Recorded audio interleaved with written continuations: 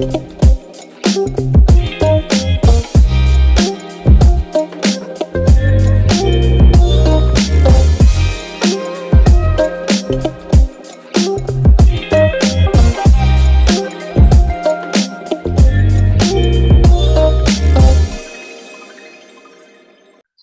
warahmatullahi wabarakatuh. Nama saya Muhammad Dinanda, saya mahasiswa Teknik Pertambangan Unisba.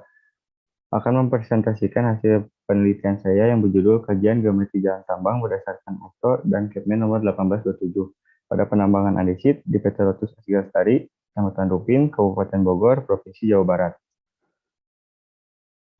Adapun latar belakang masalah penelitian, yang pertama, target produksi tidak tercapai. Yang kedua, salah satu faktor yang berpengaruh terhadap produksi adalah kondisi jalan angkut. Yang ketiga, beberapa geometri jalan yang belum sesuai standar yang ditetapkan, seperti lebar jalan, kemiringan jalan, cross-slope, superelevasi, dan jari tikungan. Yang keempat, melakukan kajian jalan tambang untuk meningkatkan produksi penambangan andesit, mengacu pada ASTO dan Kepmen SDM nomor 1827. Selanjutnya ada tujuan dari penelitian adalah untuk mengetahui kondisi geometri jalan tambang aktual dan kesesuaiannya dengan standar ASTO dan Kepmen nomor 1827. Berikut merupakan sketsa segmen jalan dan penampang jalan, yang dimana dari dumping point ke loading point dibagi menjadi 32 segmen.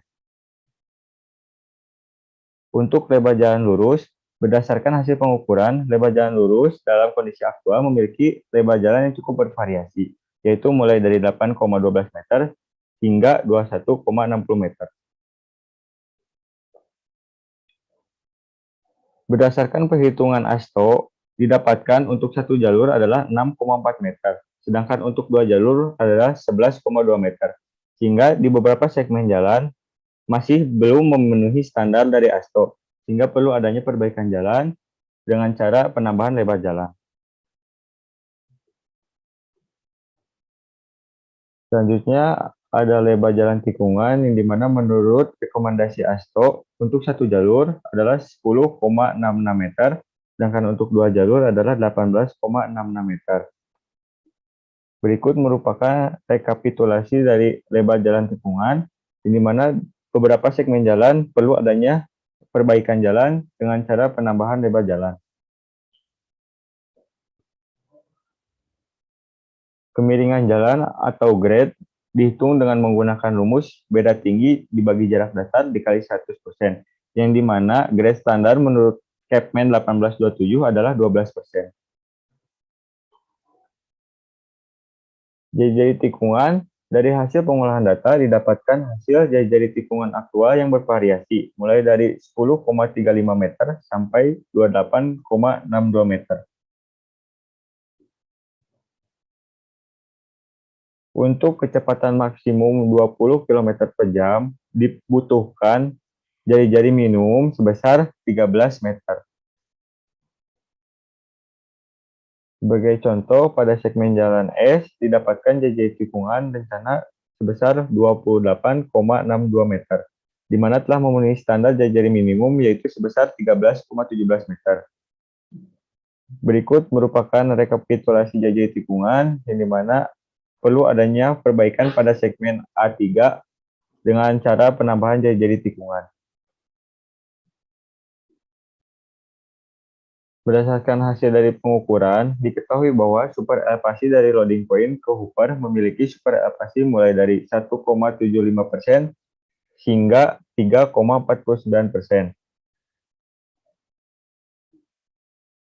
Nilai superelevasi yang dianjurkan untuk mengatasi tikungan dengan kecepatan maksimum di tikungan itu 20 km per jam dengan lebar 18,6 meter adalah 0,06.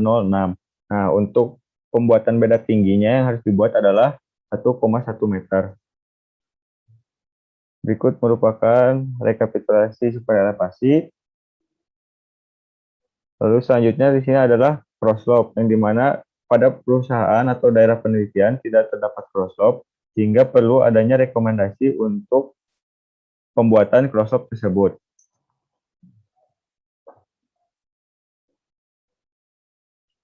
Selanjutnya di sini ada perhitungan rimpul, yang dimana menggunakan alat angkut Tonley TL855BR Untuk sebagai contoh, pada gear pertama didapatkan rimpul sebesar 22.304 pound.